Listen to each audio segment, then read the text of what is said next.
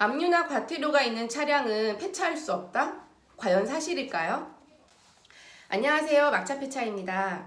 오늘은 자동차의 과태료나 압류 그리고 저당이 있을 때 어떻게 처리를 하면 좋을지 한번 말씀드려보려고 하는데요. 실제로 폐차장에 가보면 이렇게 압류나 과태료 등이 있는 상태에서 입고가 되는 차량들이 굉장히 많다고 해요. 그러면 이런 자동차들은 어떻게 처리를 하면 좋을지 오늘 함께 알아보시죠. 폐차장에 폐차를 의뢰하시고 차량이 폐차장으로 입고된 뒤에 저희가 원부조회를 통해서 압류가 확인이 되면 차주님들께 안내를 해드리고 있는데요. 이럴 때 가장 많이 듣게 되는 얘기가 저는 고지서를 나올 때마다 다 납부를 했는데 왜 압류가 잡혀 있는 거죠? 라고 많이들 물어보세요. 사실 여러 가지 이유로 과태료가 부과되었어도 이를 인지 못하시는 경우도 있었고요. 그리고 이사나 기타 다른 문제로 인해서 고지서를 미처 확인하지 못하신 경우도 있었습니다. 그리고 이제 압류 같은 내역들을 다 납부하고 해지를 한 것으로 알고 있었지만 행정상의 문제에서 압류가 풀리지 않은 경우도 간혹 있었으니까 너무 당황하지 마시고 이렇게 이제 압류가 남아있거나 과태료가 남아있다면 해당 지자체에 문의를 하셔서 남아있는 것이 맞는지 다시 한번 확인해 보시고 진행하시면 될 것 같아요. 그리고 또 한 가지 중고차로 차량을 구입하셨을 때도 과태료 내역이나 압류 내역이 남아있을 수 있으니까 이런 부분도 꼼꼼 함께 한번 확인해 보시면 될 것 같습니다. 그렇다면 과태료나 압류가 있는 차량들은 어떻게 처리를 하면 좋을까요? 크게 두 가지 방법으로 처리를 하실 수 있어요. 첫 번째는 과태료나 압류의 내역이 크지 않았을 때 이때는 모두 다 갚고 그리고 일반 폐차 방식으로 진행하실 수 있고요. 두 번째로는 과태료나 압류의 내역이 너무 커서 당장 갚지 못할 경우엔 이를 나중에 처리를 하고 우선 자동차 말소를 먼저 진행하는 차량 초과 말소라는 방법이 있습니다. 과태료나 압류의 금액이 크지 않아서 납부를 하고 처리를 하는 이제 방식을 먼저 설명을 드리면 보통 차량을 이제 폐차장에 의뢰를 하시게 되면 과태료나 아니면 압류 같은 부분들을 다 확인을 시켜드리고 있는데요. 만약에 직접 납부가 가능하시다면 납부할 가상 계좌라든지 금액까지도 안내를 해드리고 있습니다.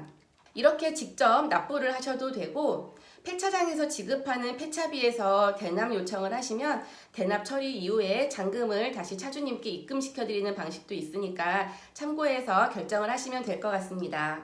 다만 이제 폐차장에서 압류 내역을 확인할 때는 저희가 원부 조회상에서 조회를 해서 결과를 알려드리는 거라서 과태료나 압류 내역이 어떤 이유로 인해서 생겨난 것인지까지는 확인을 시켜드릴 수가 없어요. 간혹 가다가 이제 어떤 차주님은 자기는 서울에 간 적이 없는데 그때 뭐 과태료가 발생이 되었다. 어떤 이유인지 이렇게 물어보시는 분들도 계시는데요. 이런 거는 이제 해당 관공서나 지자체에 문의를 하셔야만 답을 들으실 수 있으니까 참고하시면 되겠습니다. 그럼 이번엔 두 번째 방법으로 차량의 과태료나 압류 등의 금액이 커서 이를 당장 갚지 못할 경우에 진행할 수 있는 차량 초과 말소라는 방법에 대해서 설명을 드릴 건데요.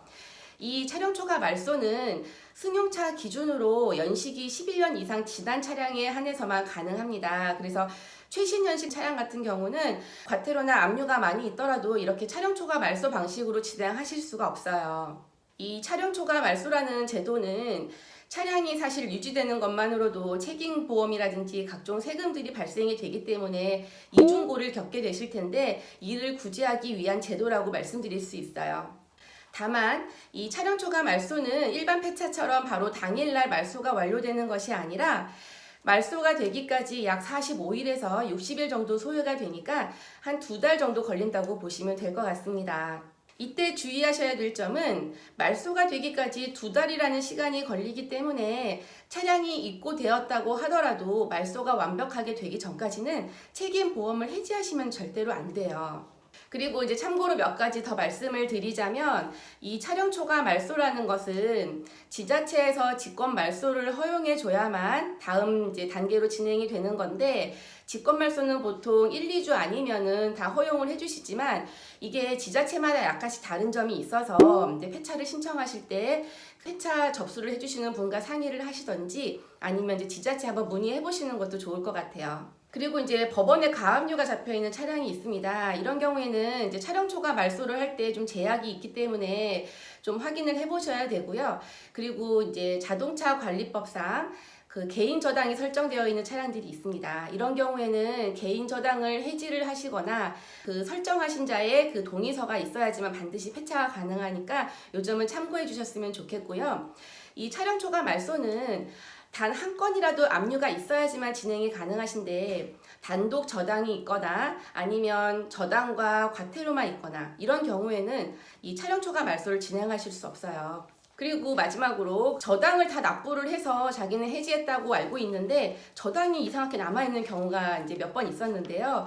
이런 경우에는 이제 캐피탈 회사에 문의를 해보시면 저당을 다 납부한 건 맞는데 전산상으로 이 저당을 해지하지 않았을 경우에 간혹 이런 일이 생기거든요. 그래서 당황하지 마시고 이제 캐피탈 회사에 문의하셔서 저당을 해지해달라고 요청하시면 이건 바로 진행이 되니까 이렇게 진행하시면 되겠습니다.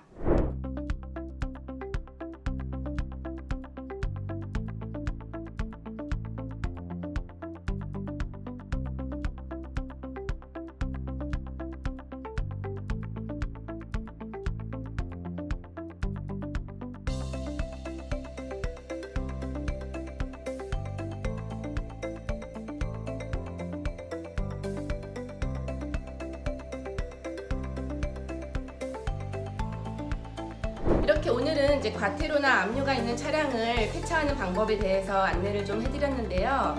요즘 지원자가 한창 몰리고 있는 조기 폐차 같은 경우도 압류나 과태료가 있으면 이제 보조금 신청을 하실 수 없기 때문에 이렇게 과태료나 압류는 미리미리 납부하셔서 정리를 하시면 진행에 좀 수월하시겠죠. 지금까지 막차 폐차였고요. 다음에는 더 좋은 내용으로 찾아오겠습니다. 감사합니다.